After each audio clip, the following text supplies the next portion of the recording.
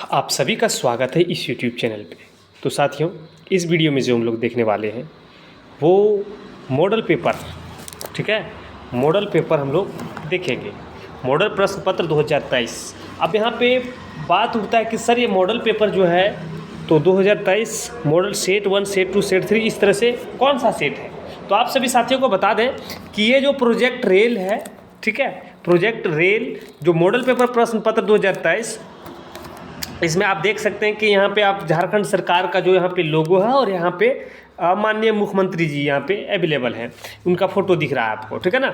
तो ये है जो आप सभी को बता दें कि इसमें हम लोग साइंस विषय की चर्चा करेंगे, लेकिन ज़्यादा आप सभी को बता दें कि ये देखिए जिला प्रशासन कोडरमा के माध्यम से, जिला प्रशासन जो है, ठीक है, जिला प्रशासन कोडरमा के माध्यम से ये जो मॉडल पेपर पाँच मॉडल पेपर रिलीज़ किया गया है और इसका सॉल्यूशन हम लोग करेंगे। तो आप सभी साथियों को बता दें कि ये जो है सिर्फ कोडरमा के लिए नहीं, ये सभी जिले के लिए मान्य होगा, क्योंकि कोडरमा जिला के लिए अलग क्वेश्चन, अलग प्रश्न पत्र जैक बोर्ड नहीं बनाएगा। सभी के लिए जैक बोर्ड जो प्रश्न पत्र बनाने वाला है सभी के लिए समान क्वेश्चन सेट करेगा, है ना। तो चलिए साथियों, बिना समय गंवाए हम लोग देखते हैं प्रोजेक्ट रेल का मॉडल पेपर जो सेट 1 हम लोग चर्चा करेंगे और इसमें हम लोग सब विज्ञान को देखेंगे, है ना। जो सब्जेक्ट आपका है वो विज्ञान है, आप जैसे कि यहाँ पे देख पा रहे होंगे। तो चलिए हम लोग सीधा क्वेश्चन के ऊपर चलते हैं और चर्चा करते हैं और सॉल्यूशन देखते हैं, है ना। तो ये तो जिला प्रशासन के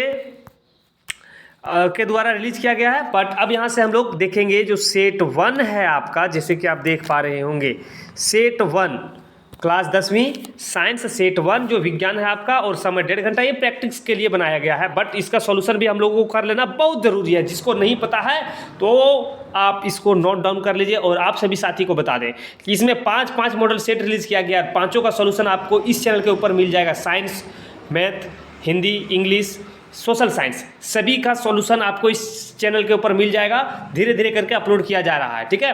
तो आज ये मेरा फर्स्ट से साइंस का फर्स्ट सेट है। तो चलिए देखते हैं यहाँ पे फर्स्ट क्वेश्चन, जैसे कि आप देख पा रहे होंगे दिया हुआ है साथियों कि निम्न में से कौन सा पदार्थ लेंस बनाने के लिए प्रयुक्त नहीं किया जाता है। तो लेंस बनाने के लिए कौन सी पदार्थ प्रयुक्त नहीं किया जाता है, तो ऑप्शन जैसे कि आप यहाँ पे देख पा रहे होंगे तो दिख रहा है कि जल, कांच, प्लास्टिक और मिट्टी। तो आप सभी साथियों को बता दें कि जो यहाँ पे मिट्टी है वो लेंस बनाने में प्रयुक्त नहीं किया जाता, जो आपका ऑप्शन नंबर डी सही हो जाएगा, ठीक है। नेक्स्ट क्वेश्चन नंबर 2 देखते हैं कि 2 में दिया हुआ है कि प्रकाश की किरण गमन करती है। तो प्रकाश की किरण किस रेखा में गमन करती है, तो सीधी रेखा में, टेढ़ी रेखा में, किसी भी दिशा में और इनमें से सभी। तो इसका सही आंसर आपका हो जाएगा ऑप्शन नंबर ये, सीधी रेखा में गमन करती है ना।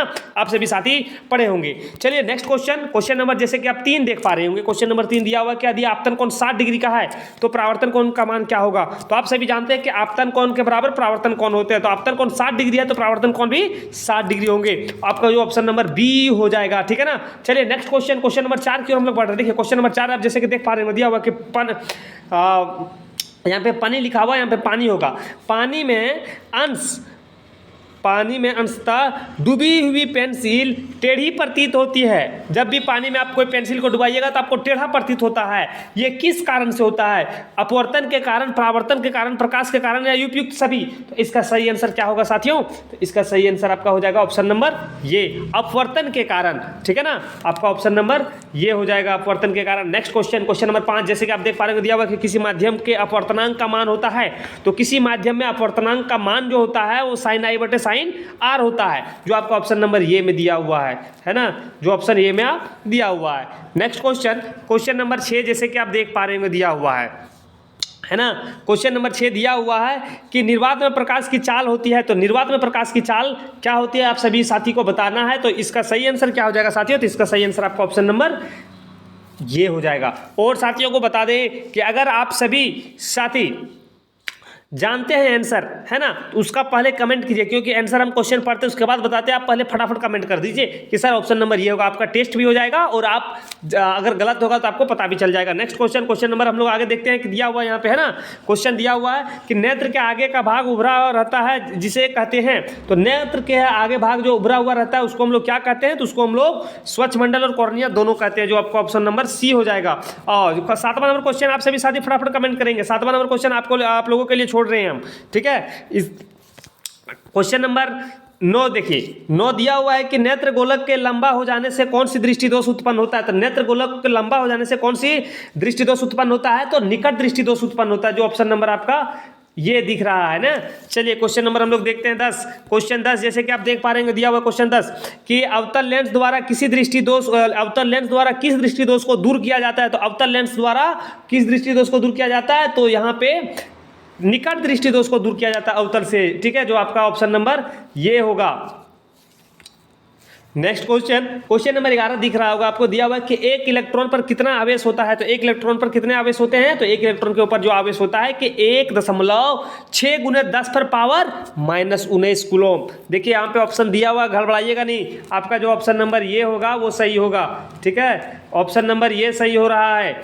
चलिए नेक्स्ट क्वेश्चन नंबर 12 जैसे कि आप देख पा रहे हैं, क्वेश्चन नंबर 12 यहाँ पे दिया हुआ है स्क्रीन पे, आप देख पा रहे हैं कि 2 ओम 3 ओम और 6 ओम के प्रतिरोधक को पासर क्रम में जोड़ने पर उसका समतुल्य प्रतिरोधक क्या होगा। तो तीनों को पासर क्रम में जब आप जोड़िएगा इसका समतुल्य प्रतिरोधक क्या होगा, चलिए चेक कर लेते हैं हम लोग। सबसे पहले क्या करेंगे, 1/2 प्लस 1/2 3 प्लस 1/6, सभी का एलसीएम 6 हो जाएगा और यहाँ पे हो जाएगा आप 3 2 और 1 जोड़ेंगे 6/6 हो जाएगा, है ना, काटेंगे तो 1 आएगा। देखिए साथियों इसका सही आंसर आपका ऑप्शन नंबर ये हो जाएगा, ठीक है ना। चलिए क्वेश्चन नंबर 13 जैसे कि आप देख पा रहे हैं कि फ्यूज को विद्युत युक्ति के साथ किस क्रम में संयोजित किया जाता है। तो आप सभी जानते हैं कि श्रेणी क्रम में इसको संयोजित किया जाता है, जो आपका ऑप्शन नंबर ये होगा, है ना, ऑप्शन नंबर ये। नेक्स्ट क्वेश्चन देखिए यहाँ पे दिया हुआ 14वां नंबर की अभिक्रिया ZnO + C, अभिक्रिया करके बना रहा है Zn + CO। यहाँ पे 2 दे दिया, देखिए ध्यान दीजिएगा, ये 2 नहीं होगा, यहाँ पे Zn है, ठीक है, इसको Zn बनाया गया है। ये लिखा हुआ है कि Zn वो प्लस कार्बन अभिक्रिया करके बना रहा है Zn + CO, है ना, ये बना रहा है। तो चलिए कट गया, है ना। तो इसका देखिए इसका सही आंसर क्या होगा। तो इसमें देखिए जो क्या हो रहा है कि C का उपचयन हो रहा है और C का अपचयित पदार्थ है। तो C जो है आपका अपचयित हो रहा है ना, C क्या हो रहा है, अपचयन हो रहा है, जो आपका सही आंसर हो जाएगा आपका ऑप्शन नंबर बी, ठीक है, option B is right. And next question number 15, ठीक है, तो CaCO का होल 2, ये आप बताइए। देखिए बहुत इजी प्रश्न, सबसे इजी प्रश्न अभी तक आप जानते होंगे कि बुझा हुआ चूना का रासायनिक सूत्र क्या होता है। तो आप सभी साथी फटाफट इसका आंसर कमेंट कीजिए। 2 प्रश्न आप लोगों के लिए हम छोड़ रहे हैं जो दोनों इजी प्रश्न है, ठीक है। ये बहुत बार आप कह रहे हैं ना कि बहुत बार हमारे वीडियो में टेस्ट में ये क्वेश्चन को हम बता चुके हैं आप सभी को। तो ये क्वेश्चन का आंसर आप सभी फटाफट कमेंट करेंगे, ठीक है। जो नेक्स्ट सेट आएगा उसमें जो साथी कमेंट करते हैं उसका नाम लिया जाएगा पहले, जो नेक्स्ट मॉडल सेट का सॉल्यूशन देंगे सेट नंबर 2 का उसमें, ठीक है ना। चलिए नेक्स्ट क्वेश्चन नंबर 16 जैसे कि आप देख पा रहे हो कि निम्न में से कौन संचरण का उदाहरण है। तो संचरण का उदाहरण समझ रहे हैं आप कि लोहे की वस्तु में जंग लगना, ये भी एक उदाहरण है। चांदी काला हो जाना, चांदी का जो आभूषण होता है वो भी काला हो जाता है। तांबे के वस्तु का हरा हो जाना, उसके ऊपर जो हरा हो जाता है, ये भी संचरण का ही उदाहरण है। तो तीनों उपरोक्त सभी ऑप्शन नंबर डी होगा। क्वेश्चन नंबर 17 जैसे कि आप देख पा रहे होंगे कि रंध्रीय सूचक का उदाहरण है, रंध्रीय नहीं गंधीय होगा इस जगह पे, ठीक है, इस जगह पे गंधीय सूचक कहलाएगा, ये गंधीय होगा। गंधीय सूचक का उदाहरण है, तो गंधीय सूचक का उदाहरण प्याज है, जो आपका ऑप्शन नंबर सी से राइट।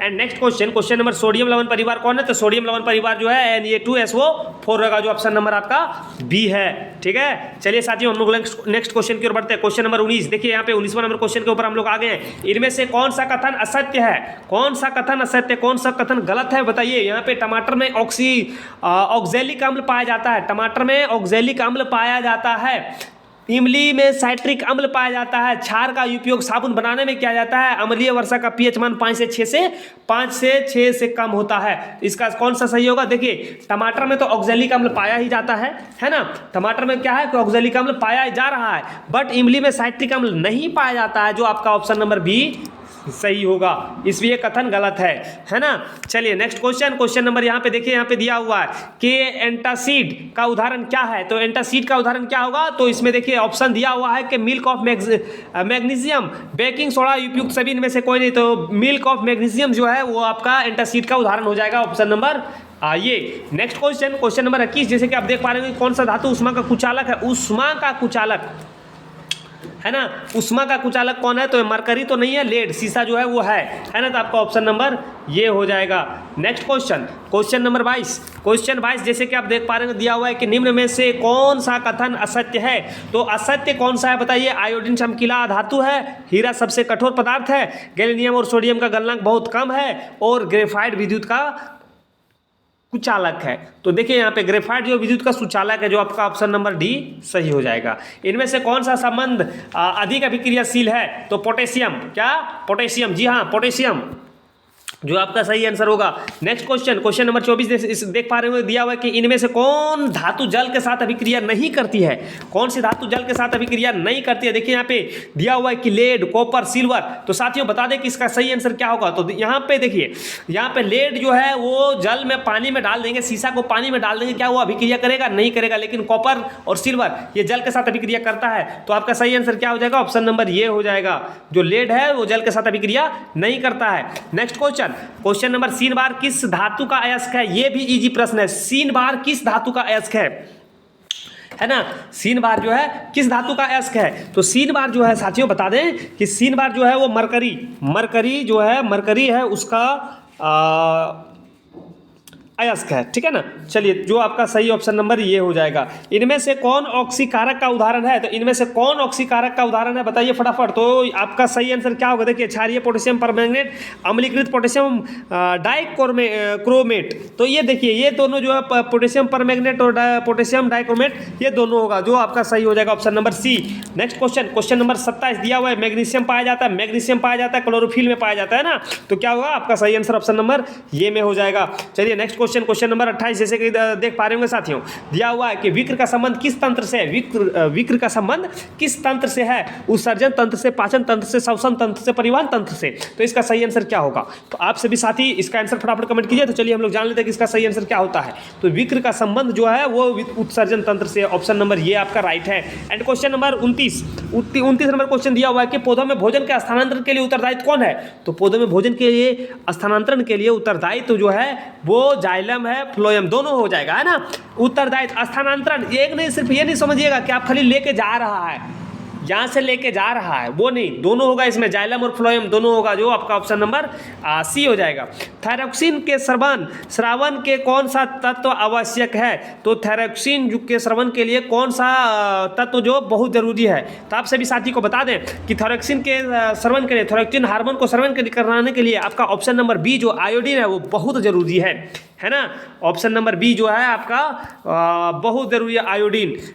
तो चलिए नेक्स्ट क्वेश्चन नंबर 31 जैसे कि देख पा रहे हैं कौन सा पादप हार्मोन पत्तियों के मुरझाने के लिए उत्तरदायित्व है। तो एब्सिक अम्ल जो है वो पत्तियों के मुरझाने के लिए आवश्यक है ना। तो आप सभी साथी बताइएगा कि साइटोकाइनिन और यहाँ पे जिब्रेलिन का क्या कार्य है, वो कमेंट करके आप सभी बताइएगा। एब्सिक जो है वो तो आप सभी जान गए हैं कि ये जो है पत्ती को मुरझाने में मदद करता है, बट ये दोनों का क्या कार्य है, आप सभी साथी फटाफट बताइए।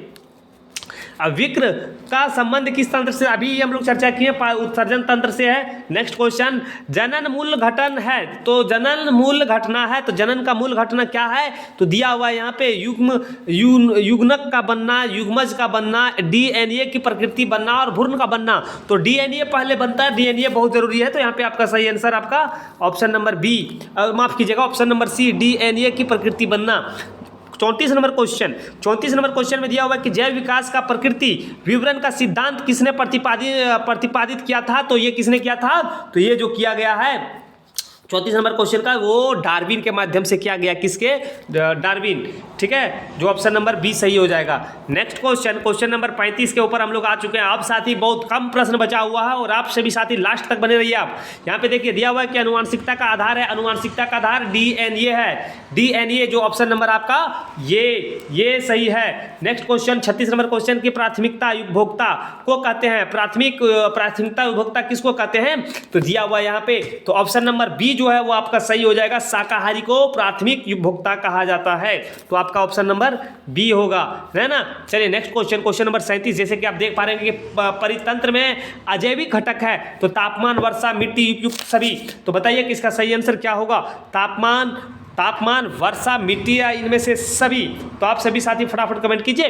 तो साथियों बता दें कि इसका सही आंसर आपका ऑप्शन नंबर डी हो जाएगा। ठीक है, इनमें से सभी है ना। ओजोन परत को सबसे अधिक प्रभावित करने वाले पदार्थ कौन सा है? तो ओजोन परत को सबसे अधिक प्रभावित करने वाले पदार्थ जो है वो कार्बन डाइऑक्साइड से भी ज़्यादा, है ना, धूलकण से भी ज़्यादा क्लोरोफ्लोरोकार्बन जो है वो अधिक प्रभावित कर रहा है, जो आपका ऑप्शन नंबर ये सही होगा, है ना। तो चलिए साथियों, क्वेश्चन नंबर 39 और क्वेश्चन नंबर 40 के ऊपर हम लोग आ चुके हैं। तो बताइए यहाँ पे इनमें से कौन पर्यावरण मित्र व्यवहार नहीं है? पर्यावरण मित्र व्यवहार नहीं है मतलब क्या पर्यावरण से मित्रता नहीं रख रहे हैं? तो क्या स्कूल मोटरसाइकिल से जाना, जरूरत नहीं रहने पर बिजली की स्विच बंद कर देना, जो आपका ऑप्शन नंबर सी है कपड़े के थैले का उपयोग करना, और ऑप्शन नंबर डी इनमें से कोई नहीं। तो साथियों बता दें कि देखिए यहाँ पे हम लोग तो कपड़े का थैला का प्रयोग करते हैं, वो पर्यावरण मित्र हैं। ज़रूरत नहीं रहने पर बिजली का स्विच बंद कर देना, ये भी हम लोग पर्यावरण मित्र हैं। लेकिन स्कूल मोटरसाइकिल से जाना ये पर्यावरण मित्र नहीं हो सकता है। ज़रूरत है तो वो जा सकता है, लेकिन डेली हम लोग के लिए स्कूल जो मोटरसाइकिल से जाना उचित नहीं होगा, है ना। आप अगर मोटरसाइकिल से स्कूल जाते हैं तो आपकी गाड़ी जो प्रदूषित कर रही है उससे पर्यावरण को क्षति पहुंच रहा है। अगर एक बस जाती है, उस बस में आप बैठ के जाते हैं तो उससे पर्यावरण, एक ही बस वायु प्रदूषित कर रहा है और उससे पर्यावरण को नुकसान हो रहा है। तो आप यहाँ पे आपका तो सही हो जाएगा, ऑप्शन नंबर डी भी हो सकता है और ऑप्शन नंबर ये भी हो सकता है ना, हिसाब के अनुसार। बट यहाँ पे इसका सही आंसर होगा आपका ऑप्शन नंबर ये, है ना, जो आपका ऑप्शन नंबर ये है। Next question and last question इस मॉडल सेट का दिया हुआ है कि चिपको आंदोलन की शुरुआत कब हुआ है? तो चिपको आंदोलन की शुरुआत कब हुआ है? तो इसका सही आंसर जो है सी होगा, ऑप्शन नंबर 1980 के दशक, है ना। 1980 के दशक में चिपको आंदोलन शुरुआत किया गया था। तो चलिए साथियों, उम्मीद करते हैं कि आप सभी साथी इस वीडियो को अंत तक देखे होंगे। अगर आपको जरा सा भी ये वीडियो मदद किया हो तो वीडियो को फटाफट लाइक कर दीजिए। चैनल के ऊपर आप नए हैं, चैनल को सब्सक्राइब कर लीजिए, साथ में बेल आइकन को दबा कर रखिए ताकि जो 5 मॉडल सेट आया, 5 मॉडल सेट का नोटिफिकेशन आप सभी के पास पहुँचे। तो उम्मीद करते हैं कि साथियों आप चैनल को सब्सक्राइब कर ही लिए होंगे, है ना, और बेल आइकन को दबा लिए होंगे। तो चलिए साथियों, वीडियो को हम लोग समाप्त करते हैं, फिर मिलेंगे हम लोग नए वीडियो में। तब तक आपसे अलविदा लेते हैं। जय हिंद।